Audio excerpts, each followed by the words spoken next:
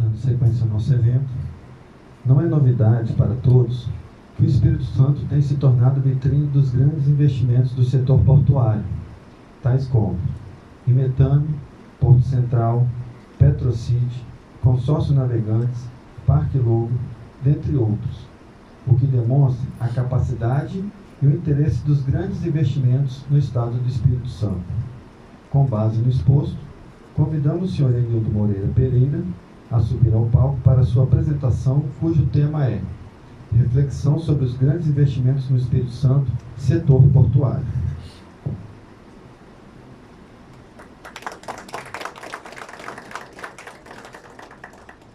Ressaltamos que as perguntas deverão ser feitas exclusivamente pelo WhatsApp, por intermédio do QR Code que será disponibilizado ao final de cada painel. Quem estiver acompanhando pelo YouTube e deseja enviar a sua pergunta, informamos que o número do WhatsApp encontra-se disponibilizado no chat da transmissão. Ao final do evento, caso haja tempo, as perguntas selecionadas serão respondidas pelos palestrantes. Informamos ainda que as perguntas que porventura não forem respondidas durante a apresentação serão encaminhadas aos palestrantes, que as responderão oportunamente. Por isso, pedimos encarecidamente que não se esqueçam de registrar seus endereços eletrônicos para o recebimento das respostas.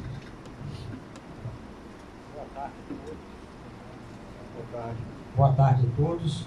É um grande prazer estar aqui para trazer uma reflexão, mas antes de iniciar, eu queria agradecer aqui a presença de todos, destacar aqui realmente que nós tivemos uma reunião com o capitão Marco Rey e apresentamos a ideia, de apresentar isso como um presente aos guias portuários, e ele prontamente nos atendeu, disponibilizou a capitania, está aqui nos dando todo o apoio, e também agradecer toda a equipe da capitania, que está envolvida também, acaba envolvendo todos aqui. E agradecer todas as autoridades aqui presentes, que já foram apresentadas. Me sinto muito à vontade, porque tem grandes amigos aqui. Ao longo do tempo que militei na Codesa como funcionário, 33 anos, já fiz 7 anos de aposentado, mas a atividade portuária não sai do sangue da gente, A gente sempre está querendo participar disso. E não deixaria também de destacar o meu amigo Oswaldo Agripino, que liguei e ele prontamente se colocou à disposição. Olha bem, um colega que está aqui, eu considero a maior autoridade jurídica, jurídica e marítima portuária, com mais de 22 livros publicados, saiu da residência dele, estava em Porto Alegre no compromisso, de lá veio para Vitória, está aqui conosco, só vai estar com a família hoje, já bem tarde da noite. Então, é uma pessoa que vem aqui, não nos cobra nenhum honorário, vem pela amizade e pela vontade de também se disponibilizar e dar o melhor que ele pode. E também agradecer a presença da Liliana, que veio com ele, que é assessora e também atua junto com ele. E por isso, agradeço a todos e trouxe uma reflexão, porque hoje estamos vivendo esse momento no Estado, eu acho que é muito oportuno, o Espírito Santo vive e a gente apresenta o Estado como a melhor localização logística no mapa do Brasil, como o Estado que oferece a maior oportunidade para fazer os negócios na atividade portuária. Nós vamos entender que isso acontece por uma única razão. Aí eu botei nessa frase aí, quando não se sabe, volta primeiro, quando não se sabe para onde quer ir, qualquer caminho serve. No setor portuário isso nunca vai existir, porque nós temos que realmente saber para onde a gente quer ir, e não são todos os caminhos que servem, por isso que tem que ser tudo definido. Quando se faz um grande projeto, principalmente eu tive a oportunidade de conviver no meu mestrado, fiquei um ano e visitava instalações e portos que estavam até que sendo construídos, a autoridade portuária, no caso, ainda no modelo Languidoc Portos, que eu tive a oportunidade de ver um projeto, eles fazem o paramento, o piso e abrem o processo licitatório para que as empresas se instalem, façam os investimentos na superestrutura, que são os equipamentos, na infraestrutura, que é a questão da tecnologia e todo o procedimento que precisa de integração. Ou seja, isso tem que estar ajustado com as estradas e as ferrovias todas dando resposta. Porque o investidor, ele quer saber que ele está investindo num lugar que a carga vai chegar e vai sair. Não adianta ter um porto e ficar à mercê de uma estradinha que passa dentro de uma cidade cheia de buracos, cheia de condições de o cara operar. Ele precisa da resposta, porque ele também está atendendo um cliente, ele está atendendo um negócio. E o porto tem que ter toda essa infraestrutura, tem que ter todas essas condições de oferecer condições para quem vai investir. E aí tem só uma frase, uma colocação que eu lembro, que um colega angolano perguntou bem assim para o diretor da Maersk, quando nós estávamos visitando o porto de Algeciras. Ele falou, quanto que ganha um funcionário aqui, um trabalhador portuário? Ele falou, a média de 7.000 a 7.500 euros. Ele falou, quanto isso representa no custo? Ele falou, meu amigo, essa é uma frase que eu não queria ouvir sua. Isso aqui a gente não conversa.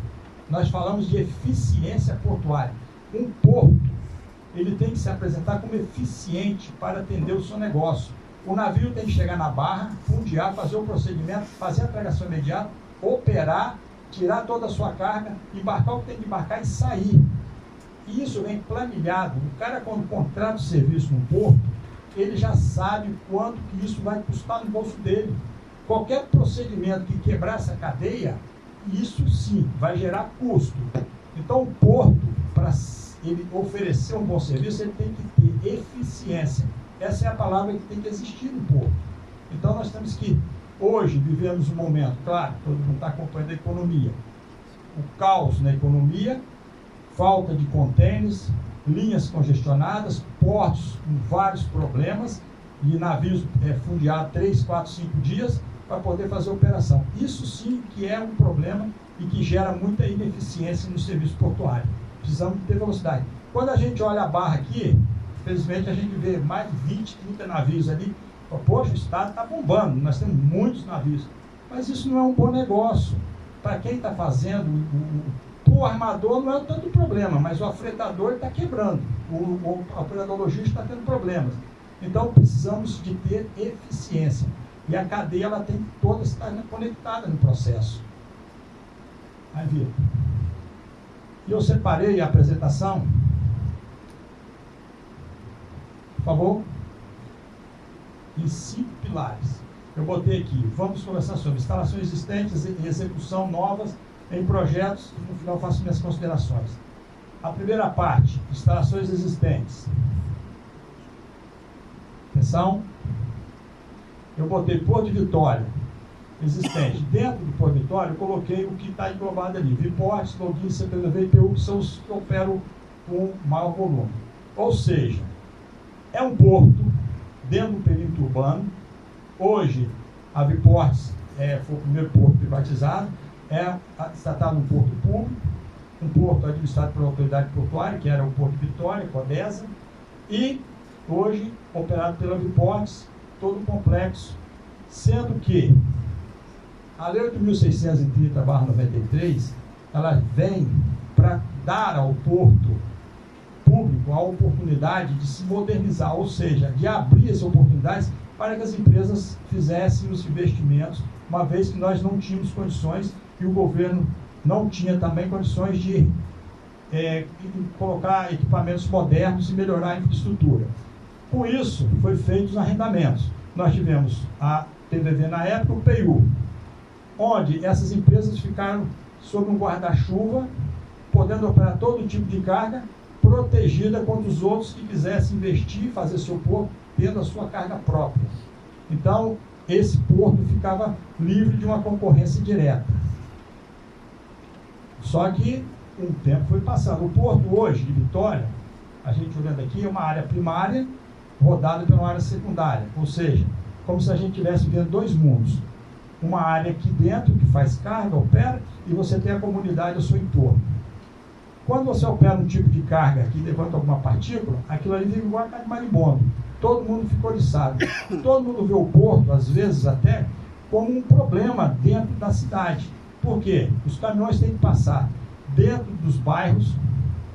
Temos uma ponte que liga ali o Porto de Capuava, Santa Rita, já precária, que se aquela ponte vier ao chão, acabou, para tudo. Então, é um porto estrangulado, com limitações na sua entrada. Nós temos problemas que já está definido na prescrição do porto. tamanho do navio, boca e calado. Ou seja, isso provavelmente não vai mudar. Então, o porto já tem a sua limitação. É um porto dentro desse processo e que nós vamos ter, ao longo do período, a Imetame construindo o seu porto, Porto Central vindo a fazer o seu porto. Claro que nós vamos ter um porto que vai migrar cargas. Hoje já sofre um pouco o Porto do Açu, mas vamos ter problemas. Então, não estou colocando que o porto vai deixar de existir, gente. Porque você tem a área de granéis ali que pode ainda estar bem ativa e que você vai ter cliente fidelizado.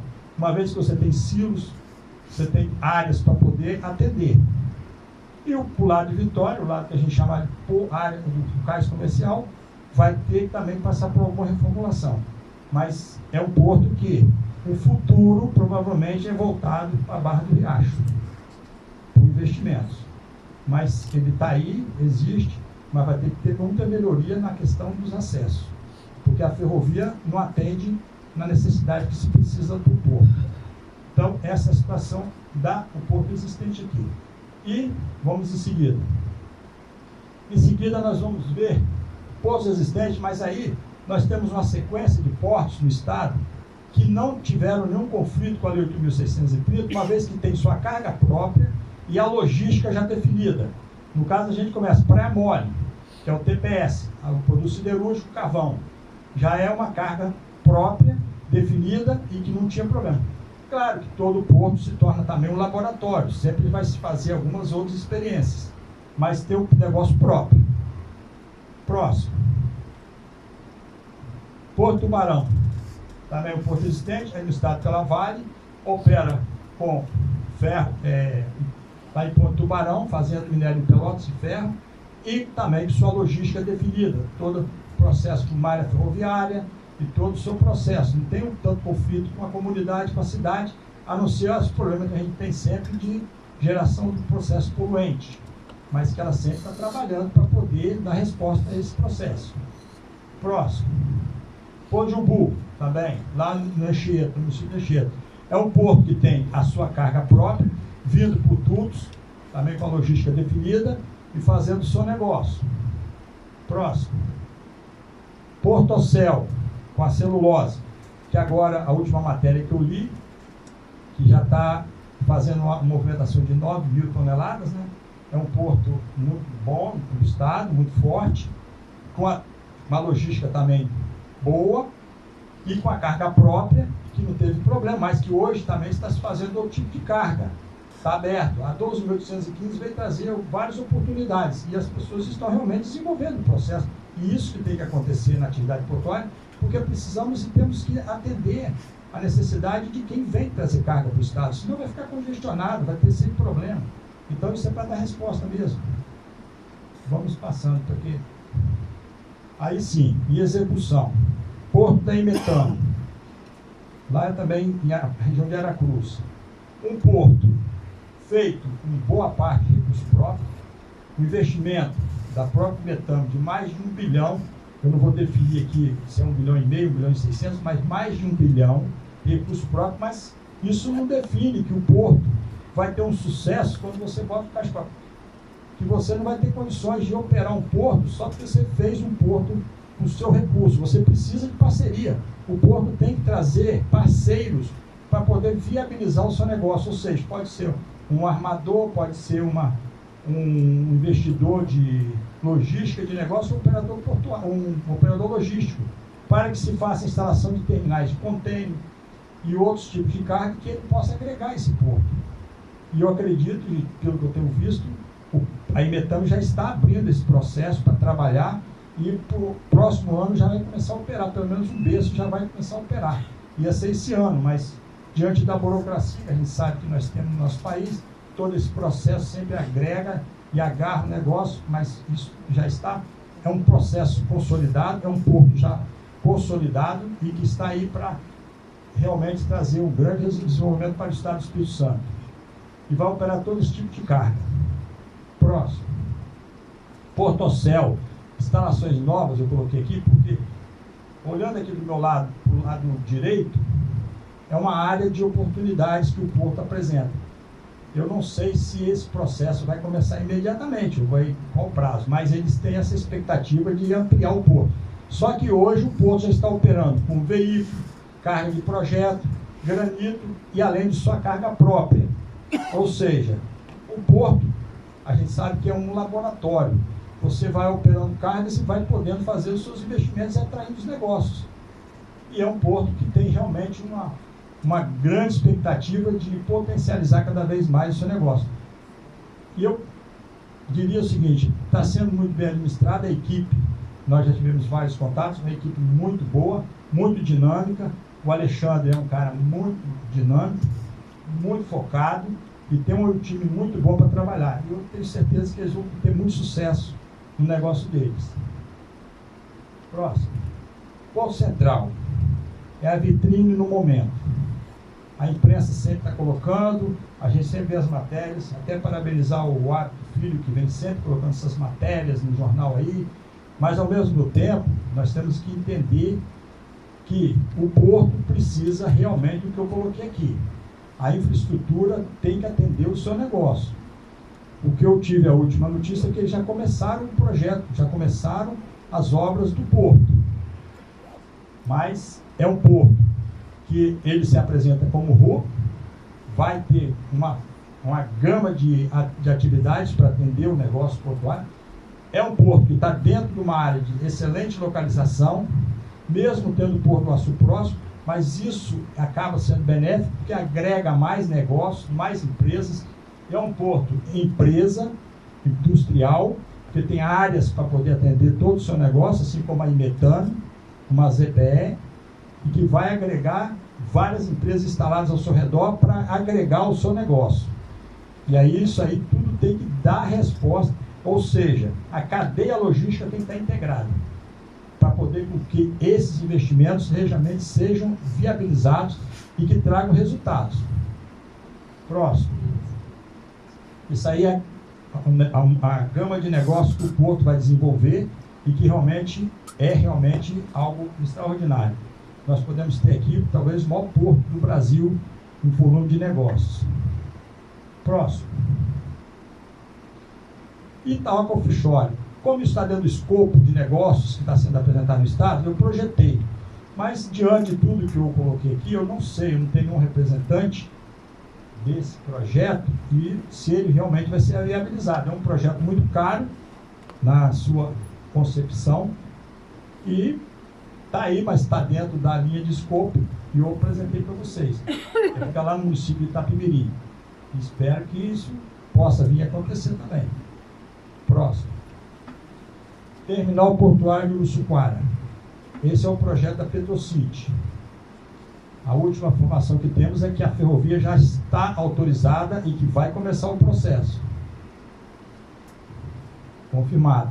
Então, é uma realidade, é um grande porto também, que vai ter a sua logística bem definida com a ferrovia, o que traz, saindo de São Mateus, chegando até Brasília, agregando a área central do Brasil também, todo o Vale do Aço, Minas Gerais.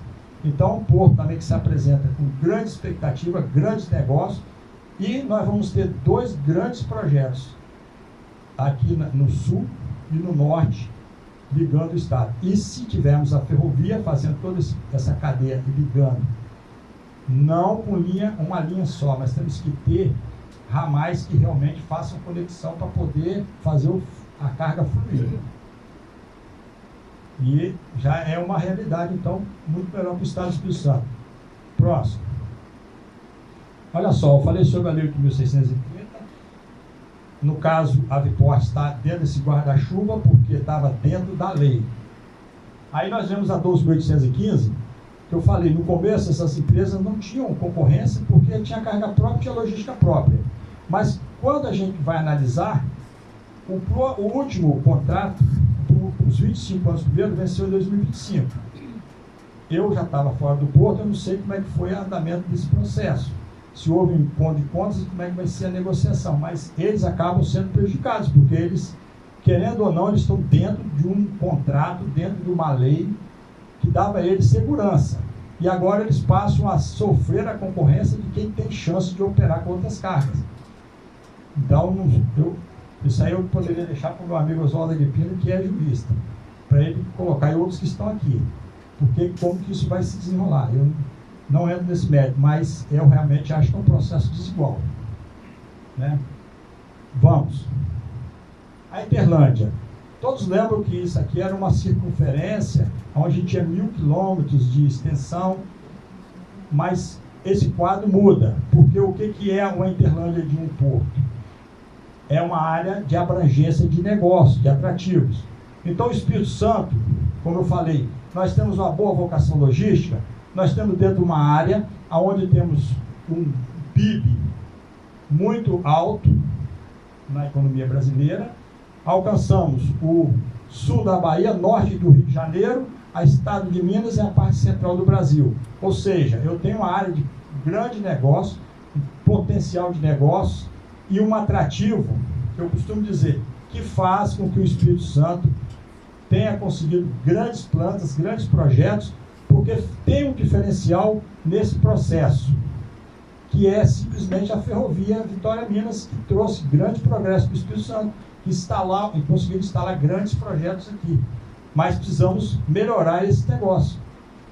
Uma ferrovia que precisa de fazer a duplicação do processo para poder dar resposta ao negócio, porque eu tenho aqui o Roberto, que é da Vale, mais alguém que pode ser aqui, mas a gente precisa que a ferrovia não atenda só o negócio da Vale, ela tem que atender também o interesse do Espírito Santo, uma vez que ela foi dada uma concessão, e tem que se colocar isso no papel e discutir.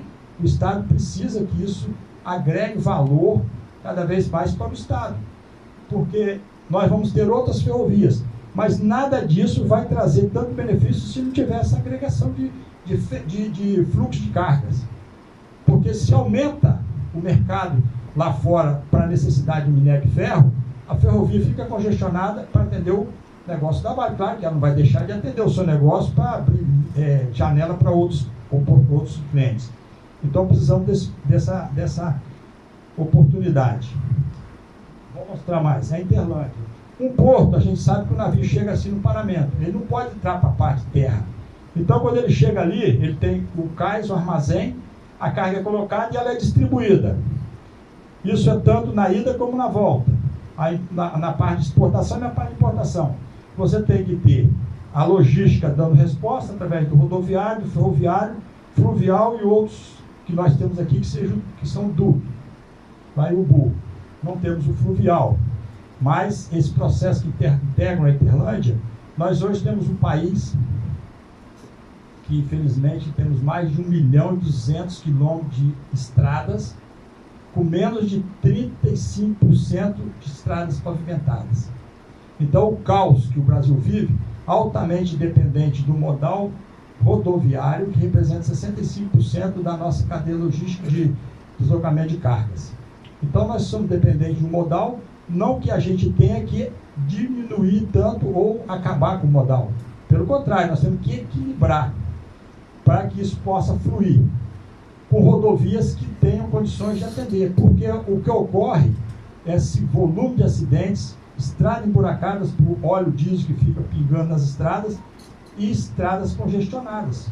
O Brasil precisa investir na sua infraestrutura. A logística é o caminho do negócio e para o progresso do nosso país.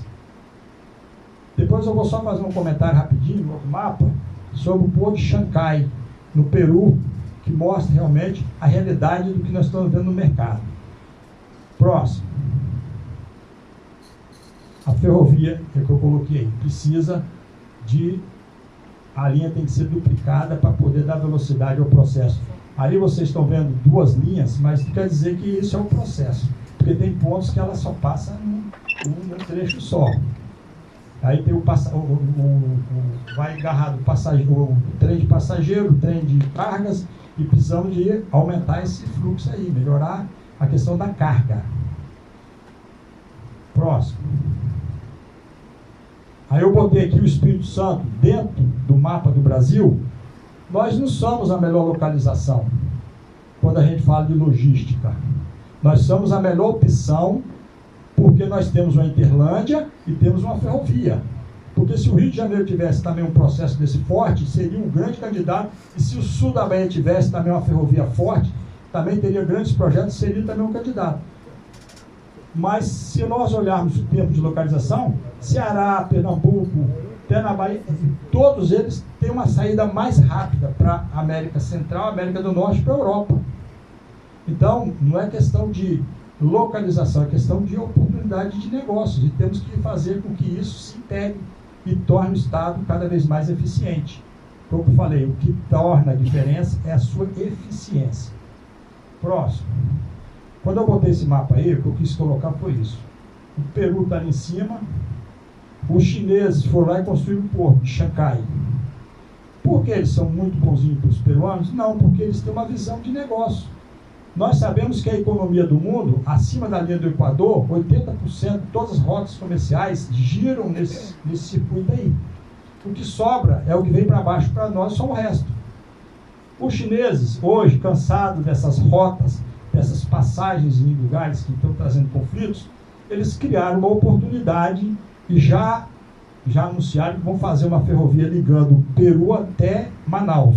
Ou seja, nós vamos ter um primeiro grande porto, feeder no Brasil, trazendo carga da Ásia e da área oeste dos Estados Unidos, fazendo ali para distribuição para a Europa, para cima, diminuindo o conflito deles, porque eles têm uma visão de negócio, eles estão investindo. E para o Brasil, muitos falaram, isso é ruim para o Brasil, podia ter investido no Brasil. Não, é excelente para o Brasil. É o modo de ter essa passagem, e vai trazer investimento. Próximo. Olha só, nós temos a Ferrovia Norte-Sul, que a gente considera que é a espinha dorsal do Brasil. Mas desde que eu já estava na Codesa, já antes de entrar para a operação, já vi esse traçado, e todo ano falam que vão fazer interligações, que vão fazer ramais, e que isso vai expandir, e muitas não estão ligadas a ninguém. Trechos que não chegam a lugar nenhum e que precisam ter interligação para poder fazer fluxo de carga. Então nós temos algumas ali que ainda não estão concluídas, que eu estou apresentando ali, que precisam estar integradas. O certo é você ter de cima até embaixo e também ter toda a nossa costa atlântica aqui, por dentro, uma ferrovia também ligando, no ramais, para fazer com que o fluxo de carga e com centros de logística para fazer distribuição de carga e fomentar a cabotagem. Que você tem um país mais de 7.400 quilômetros de costa atlântica e não exploramos a cabotagem. Nós fazemos transbordo de cargas, mas não aliviamos a rodovia. A carga que se coloca em caminhão e se desloca no Brasil, ela é carga que existe mesmo de comércio, mas nós precisamos trazer isso para a cabotagem, diminuir o fluxo de caminhões na estrada e fazer com que essas navegações cheguem em pontos e façam a distribuição. Ou seja, o caminhão deveria rodar no máximo 500 km, como é um modelo que acontece fora do Brasil. Eles rodam 500 km e tem que parar num ponto para depois seguir de ferrovia ou outro modal. Não pode você explorar toda essa logística só no caminhão. Por isso que nós temos esse problema sério. Tem famílias aí que o cara sai de Rio Grande do Sul, vai até Rio Grande do Norte, com um caminhão fazendo carga, tira a carga no lugar, pega no outro, ele vai buscando carga. Depois ele volta fazendo o mesmo coisa, leva 25 dias fora da família. Isso é um impacto social que não se mede num país como o nosso. E precisa dar resultado nisso. As coisas precisam ser mais ajustadas. Para um país de dimensão como o nosso, com potencial grande, chegamos a 30 mil quilômetros de ferrovia. A Argentina tem isso, olha o tamanho que é a Argentina. Então precisamos realmente investir nessa parte de infraestrutura. O país precisa crescer e a ferrovia é um caminho muito importante para isso.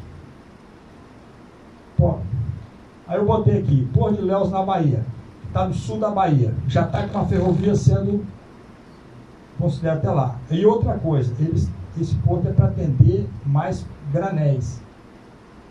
Ou seja, mas tem potencial para desenvolver outras cargas. Não estou falando aqui que é um concorrente, mas ele tem potencial também para arrastar carga da região central e do estado de Minas e com ferrovia integrada chegar lá também. Mas tem carga para todo mundo. Tem que fazer com que isso aconteça. Outro. Aí a ferrovia deles, que já está funcionando na linha, mas precisa de ser integrada. Próximo. ou do Açu São João da Barra. É um porto com uma área de 90 quilômetros de extensão, um porto indústria, um porto que começou, realmente foi um propulsor da Lei 12.815, porque para esse porto ter o direito de operar outras cargas, na época o governo foi feita a revisão e foi feita a lei para poder dar atenção a esses projetos. Aí, isso foi ruim? Não, foi bom. Nós precisamos de ter realmente porto no Brasil para que o navio faça operação e que não fique boiando e fique tempo parado. Então, é uma grande oportunidade, um grande negócio, mas que tem conflitos também com acesso. Sérias dificuldades que precisam também integrar com a linha ferroviária, com a estrada, e o porto funciona, mas tem dificuldades. Próximo. Aí, nas considerações, que aí abrange esses projetos, nós temos o governo do Estado, ele tem falado muito a respeito do Parque Log, que é aqui no Serra. Ou seja, criando áreas para serem condomínios logísticos que venham dar resposta. Por quê? Como eu mostrei o Porto de Vitória. O Porto de Vitória, ele usa as EADs, ele precisa de áreas de apoio. Isso já acontece nos outros países que tem já áreas integradas, mas com acesso dedicados. Ou seja, ele tem uma área logística com acesso dedicado ao porto. Ele não tem conflito com a cidade, ele tem um espaço fora da cidade integrado ao porto. A carga sai liberada e já entra por postagem e embarca.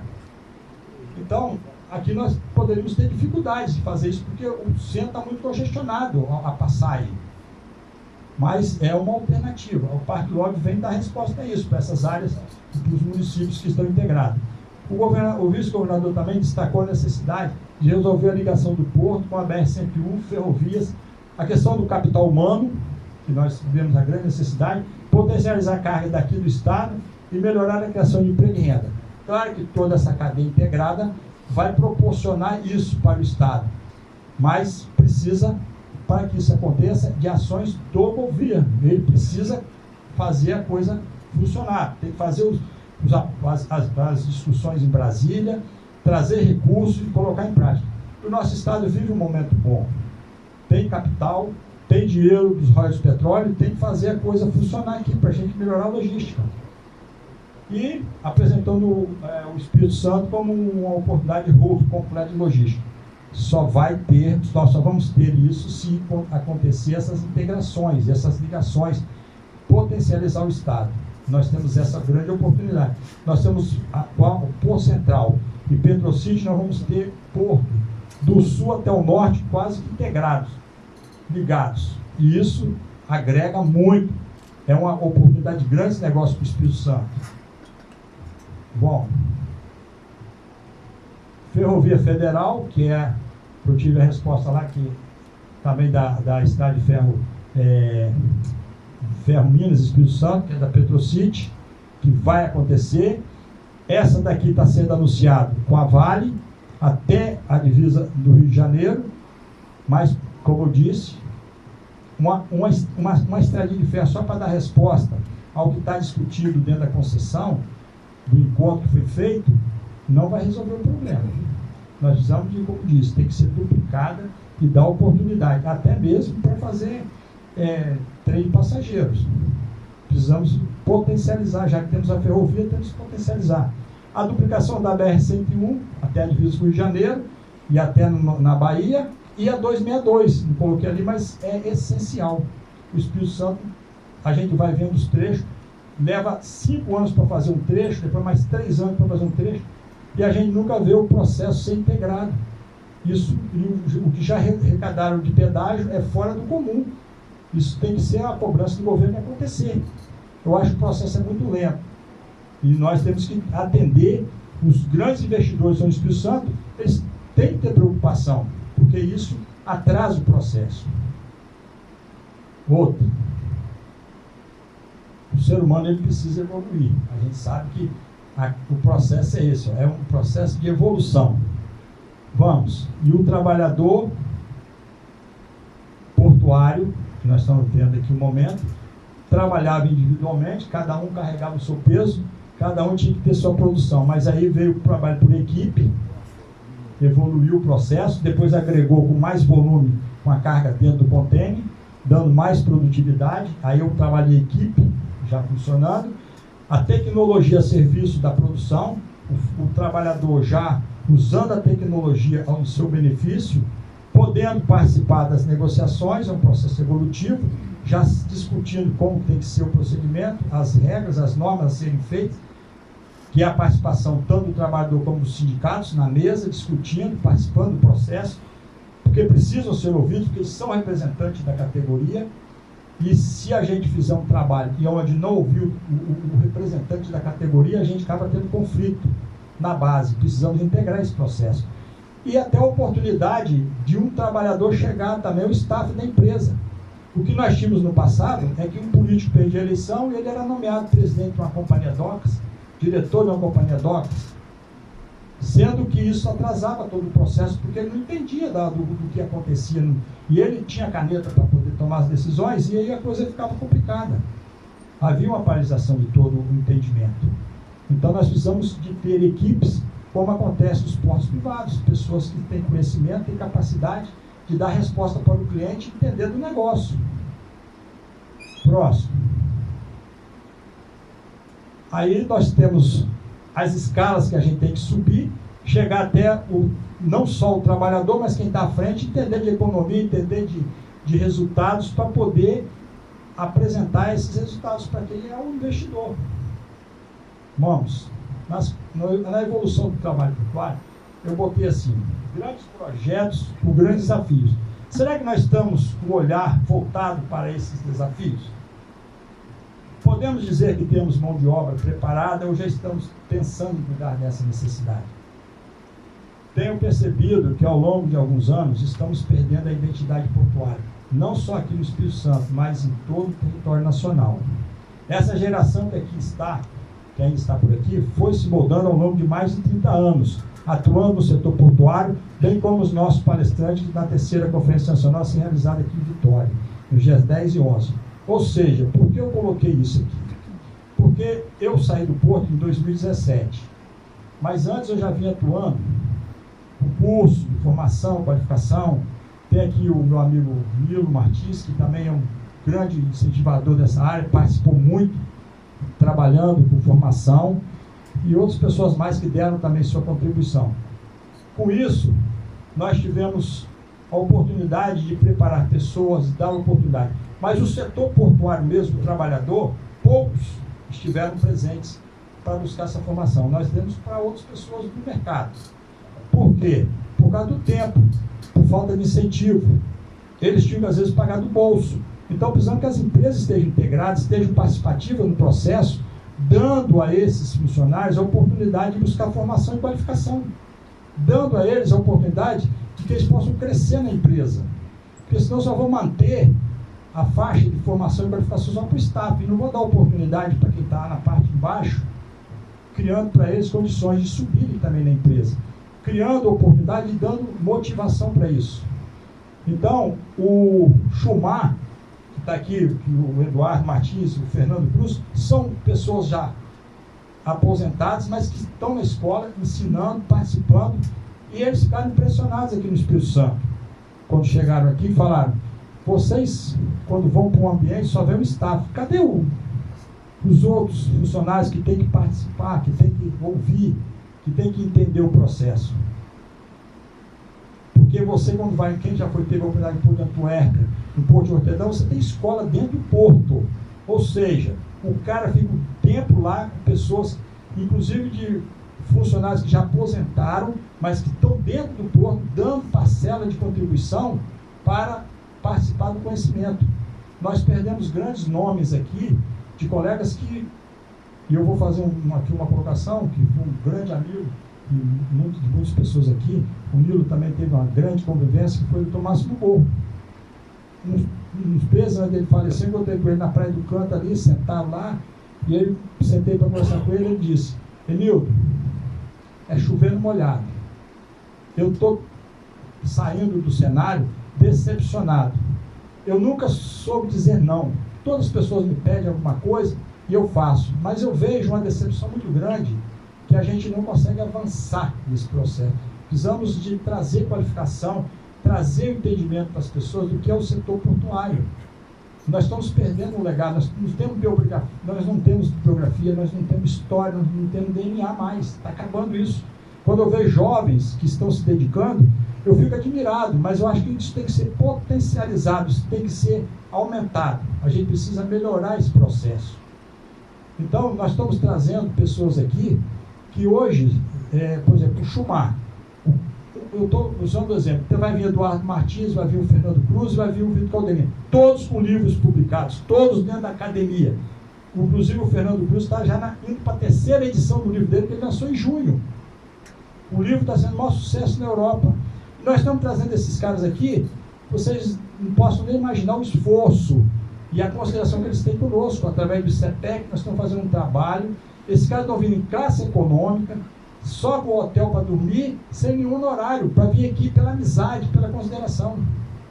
Então nós precisamos que o Estado esteja engajado para sugar alguma coisa que esses caras têm a oferecer. E que eles já estão também na linha já final. Esses praticamente para o ano que vem já não vão estar mais aqui. Não querem mais estar envolvidos. Estão dando consultoria lá, estão bem. Não querem mais esse deslocamento, mas fazem pela amizade, pela consideração. Então temos que tirar o máximo. Aí coloca aí. Eu coloquei esse negócio aqui, o CEPEC. Vou fechar minha fala falando o seguinte. Um grupo, que o Fabrício falou aqui, que fundou o CEPEC, precisa realmente que esse trabalho seja reconhecido principalmente as empresas do setor portuário. Porque é um quadro de pessoas que saíram do porto, estão lá dentro. Ninguém aqui tem sua remuneração pelo CEPEC, todo mundo tem, um é aposentado, ou tem seu emprego, ou trabalha em outra atividade, todos vivem do seu trabalho. O CEPEC é uma alternativa para oferecer oportunidades. Por que eu coloquei curso gratuito? Porque às vezes é colocado e ofertado curso gratuito e não aparece turma para fazer o curso. Ou seja, ou isso não está chegando lá embaixo para os trabalhadores, ou ninguém está tendo motivação de querer buscar formação. E com isso o Estado perde. E quando ofertam cursos, tem pessoas que se dedicam, estão lá mesmo não sendo remunerados, mas estão preparando material, estão com boa vontade, fazendo com todo carinho um trabalho para poder levar um conhecimento. O Roberto tem dado uma grande contribuição para a gente, porque ele entendeu também que o Instituto precisa de ajuda, e outros mais que têm dado sua contribuição. E com isso a gente precisa realmente de trazer qualidade para o Estado. Porque o meu amigo Oswaldo aqui, ele mesmo colocou, o Estado do Espírito Santo é reconhecido em outros estados como uma boa mão de obra, o melhor praticagem do Brasil e os sindicatos mais bem organizados do Brasil. Vocês conseguem ter isso tudo, mas vocês precisam avançar no processo. Vocês precisam entender que vocês são bons e podem melhorar mais e serem exemplos para nós em outros países, em outros estados. Então, fica aqui a minha colocação e dizer para vocês que a nossa conferência, o Fabrício colocou aqui, mas nós fomos assediados para que ela não fosse realizada esse ano aqui no Espírito Santo, que ela fosse para Santos, com todos os aportes que a gente fizesse para fazer essa conferência lá. Inclusive o Schumacher foi assediado para ir para lá. E ele disse não, porque ele tem um compromisso com a gente. Então, nós fizemos um trabalho sério, continuamos fazendo um trabalho sério, mas precisamos de engajamento, de envolvimento do setor portuário do Espírito Santo, do empresário da atividade portuária, para que o Estado continue buscando a sua referência no Brasil. Muito obrigado e as perguntas depois vão ser direcionadas, ok?